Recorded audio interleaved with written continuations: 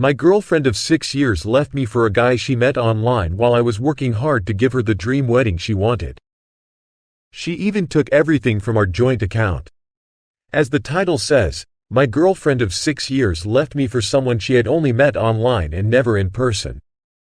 While I was busting my ass working 12-hour shifts, yes, even during the pandemic, trying to save for the wedding of her dreams, she emptied our joint wedding account. Believe it or not, she met this guy while playing some mobile dance game and suddenly told me she felt an instant connection and chemistry with him, something she said we never had. There's nothing I can do about the account since it's a joint one, and either of us can withdraw funds without the other's consent. I'm currently in a city far from home, working a job I don't even enjoy for something that's never going to happen. I'm just lost. I don't know what to do anymore. Thanks for reading, strangers, and sorry for taking up your time. Update 1. I informed her father about the situation, and he's not happy, to say the least. He asked for my bank statement to figure out how much of the money in the joint account was mine. He said he would work out a payment plan, although I'm not sure whether the money will come from him, as he's retired, or from her. My ex is furious, of course. She says I'm immature for involving her parents and that we should settle it like adults. Since then, I've been bombarded with calls and texts from her and her friends, but I haven't bothered to pick up or read them. It's been one massive headache, all while I'm trying to focus on work. Update 2. Both my parents and hers have requested a meeting tomorrow to discuss things. Other than the payment plan, I don't know what else there is to talk about, to be honest.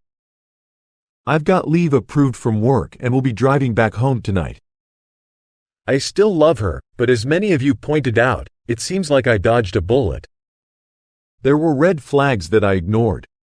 Still, I'm not sure what will happen when I see her tomorrow face to face. Update 3. I got home safely. My parents have been really supportive, but they didn't ask me many questions. We just had dinner and made small talk.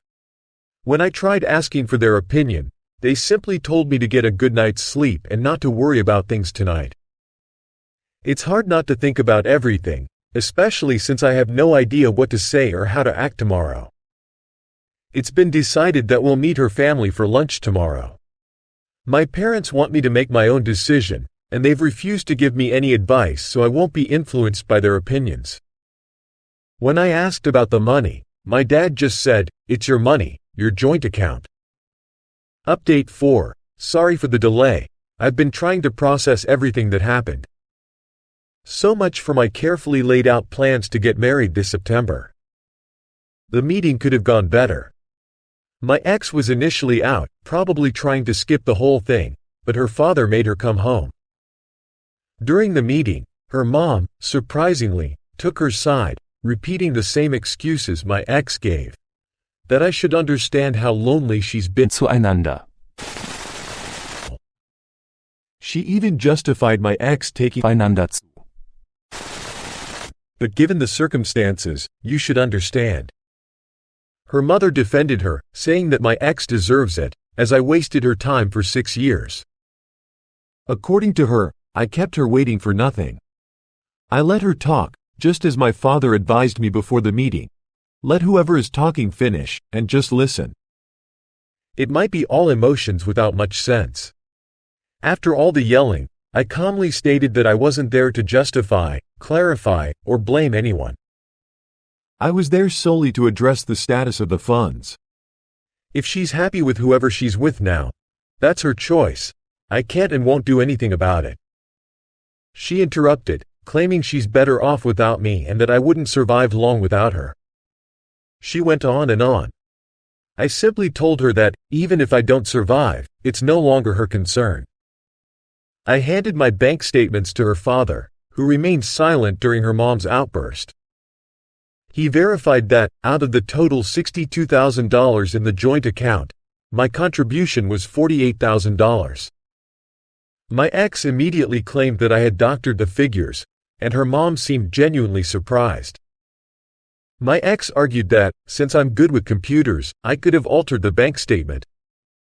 To prove her wrong, I asked her father for his phone, logged into the bank where my salary is deposited every month, and showed that the deductions made from my salary aligned with the deposits into the joint account. I could only display the last 12 months' worth of transactions, as any records further back would need to be retrieved at the bank itself. Unfortunately, I couldn't log into the joint account because I had already closed it. My mistake, I know. I offered to go to the bank to get a more complete set of statements, but her father decided that the evidence I provided was sufficient. He transferred $3,000 directly to me, money that my ex hadn't yet spent. Additionally, he gave me $1,000 in cash out of their collective pocket. I didn't ask where it came from, but I assumed they just wanted to settle things. Her father assured me that the remaining $800 and change would be paid within the next 2 months. He asked me to send him an email acknowledging that I had received the total of $4,000 and confirming the arrangement for the balance. I did what her father asked, apologized to her parents for any perceived wrongs on my part and for any inconvenience caused during our relationship. My father had suggested I say this. After that, we left. My parents didn't say anything during the meeting, as they had informed me beforehand that they were there just to keep me level-headed and wouldn't interfere in any way. I found out later, a few hours after we got home, that her father had called mine. Apparently, her father and mine had a professional relationship before they retired and remained cordial afterward. During the call, her father explained that my ex had told her parents she only withdrew $2,000 from the joint account and left the rest. That's the reason her father initially asked for my bank statements. He didn't believe me at first. Her mother's outburst was also a result of them thinking I had accused their daughter of stealing and that I was overreacting because of jealousy. They believed the story she spun, that I was just making up the accusations about her cheating, claiming it was ridiculous that she could fall in love with someone she had never met. I didn't feel the need to show them or anyone else any screenshots to prove otherwise. To me, it's over and done with. However, I kept the screenshots, just in case. Final update: she admitted she was wrong and even asked to start over. I thought you guys would appreciate knowing that. She had the nerve to text me using her mom's phone. To everyone who's read this, I sincerely thank you. I read all your comments and advice, and I thought long and hard about what to say and how to act. But truthfully, I didn't know what to do, even up to the moment of the meeting. Right now, I'm just sitting here, by myself, feeling nothing. No satisfaction, no longing. I feel like I'm just here. I know I still love her, and I know I will miss her, eventually. The feelings I had for her over the past 6 years won't just disappear overnight. But I also know that I won't get back together with her. As some of you helped me realize, even if we did try again, whatever happens next would never erase what she did. Story number 2. My wife cheated on me with a rich, ugly man, and my own daughter hid their affair from me because he gave her money. I can't trust her ever again. I'll keep this as short as possible. I'm a 43-year-old man, and I got my childhood sweetheart, who's also 43, pregnant when we were younger. We had a daughter, who is now 25. She was considered a miracle child because the pregnancy was so difficult for my wife that she could never have children again. It was tough, but in the end, everything seemed to work out. Our daughter was incredible. Now, in 2023, I discovered my wife was cheating on me with a friend of hers. I found out by signing into her Facebook. Yes, it was an invasion of privacy, but curiosity got the better of me. I'm saying this out of pure hatred, but the man she cheated with was ugly. The only thing he had going for him was his money. Immediately after finding out, I called my daughter and urged her to come to the house. She seemed nervous, which was strange at the time, but now I realize my wife must have told her I knew about the affair. When my daughter arrived, I confronted my wife. To my shock, she didn't deny anything. In fact, she coldly scolded me for showing no affection and lacking intimacy. To be honest, she wasn't wrong. I had been distant, but only because I was focused on our goal of early retirement. My daughter could have stayed quiet, but she sided with me, calling my wife A for cheating. While she wasn't wrong, it led my wife to reveal a devastating truth. My daughter had known about the affair.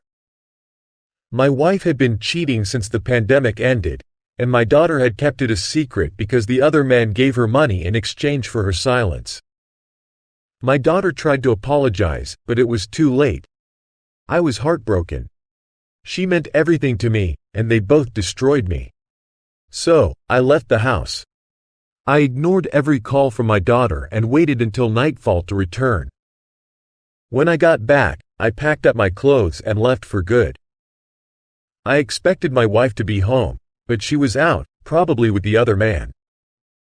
Although I've lost my family, I still have my wife's share of our early retirement fund, which she can't touch. Now I have money to spend, and I guess I'll try to start over. I've blocked both my wife and daughter. I don't want anything to do with them anymore. Update. Hello everyone. I'll try to keep this post short, so here we go. In my previous post, many of the comments suggested I should hear my daughter out. While I was hesitant at first, I realized I needed closure. I wanted to understand why she had betrayed me. So, I unblocked her number and messaged her, asking to meet at Starbucks to talk. She tried calling me, but I refused to answer. I just wanted to meet her, potentially for the last time. A day later, we met at Starbucks. When she saw me, she tried to hug me, but I refused, although part of me wanted to. We sat down, and I went straight to the point, asking her why she had protected her mom's affair. At first, she said, "I don't know," but I pressed her, saying, "You do know why, but you refuse to admit it." Eventually, she broke down and admitted the truth. When her mom met the other man, she was struggling financially due to university. She discovered the affair and was going to tell me, but the man convinced her to stay quiet in exchange for money. With the money he gave her, she was in a better situation both financially and mentally. Hearing this, I became furious. She was treating him like some sort of saint, as if he had saved her. Right there in Starbucks, I broke down in public. I asked her why she didn't come to me for help instead. She had no answer. Then, I asked why she couldn't have taken the money and still told me about the affair. She finally admitted that she didn't know why. She then asked if we could ever have a relationship again, and I told her, not for a long time. I don't think I can ever trust you again. Before I left the house, I had taken a picture frame of me and my daughter from when she was younger, a reminder of the good days. I gave it back to her, and that's when she started breaking down. So, that's that. From everything that has unfolded, a famous quote from one of my favorite old games has come true in my life. Nothing is true, everything is permitted. Final story. I am the sole breadwinner in my relationship, working all day to support us.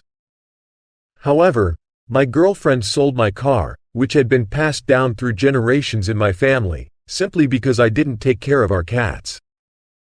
After that, I left her, but now her family and friends are bombarding me with insults.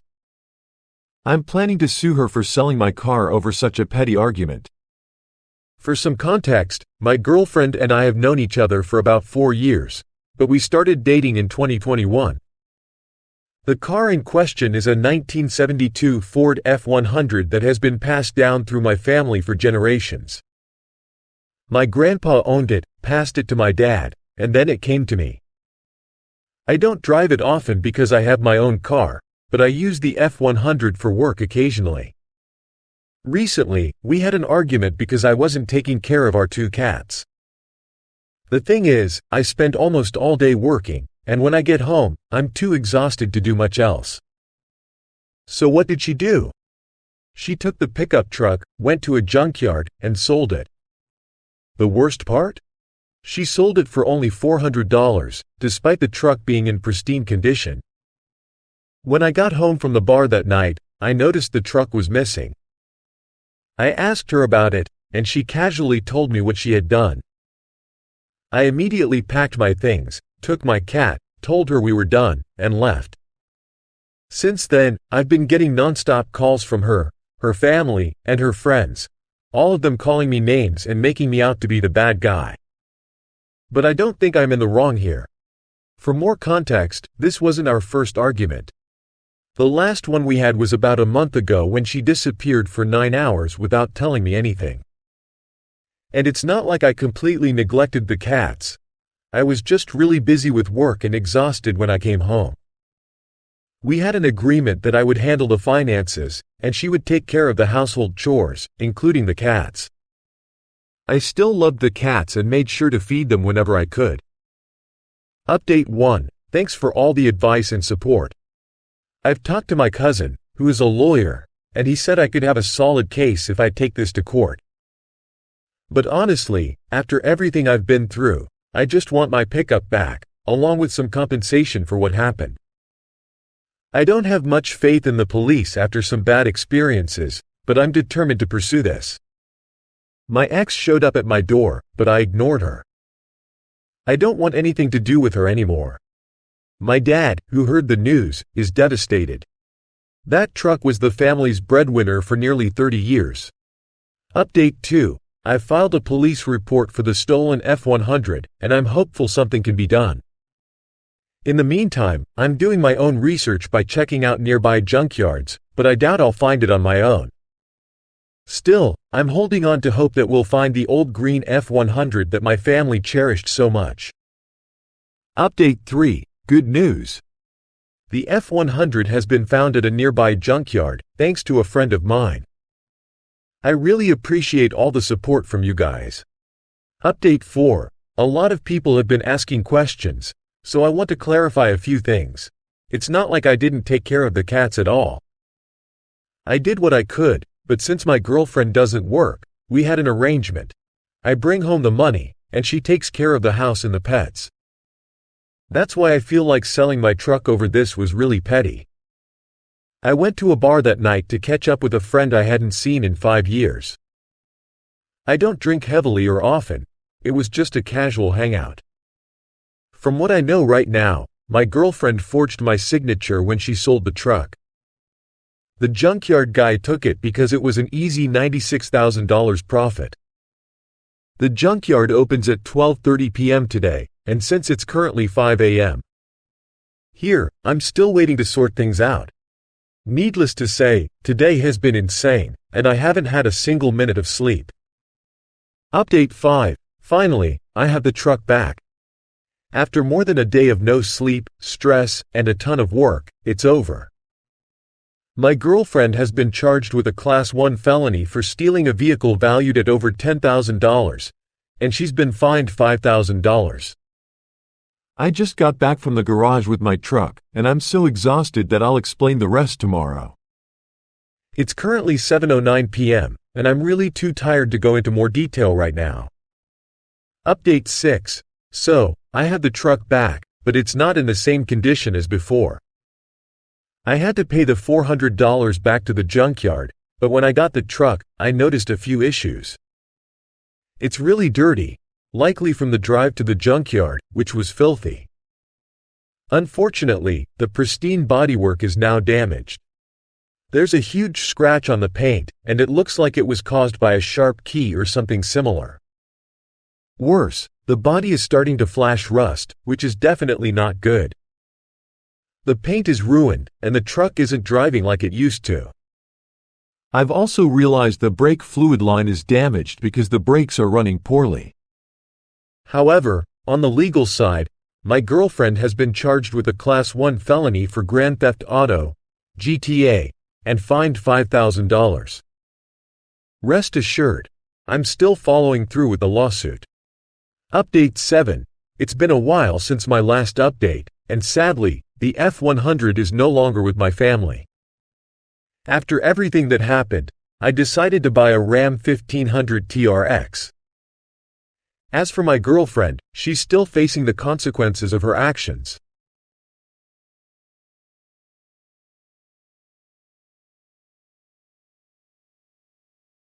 Thank you very much for watching to the story so far. I suggest you to subscribe to the channel so that you don't miss tomorrow's stories.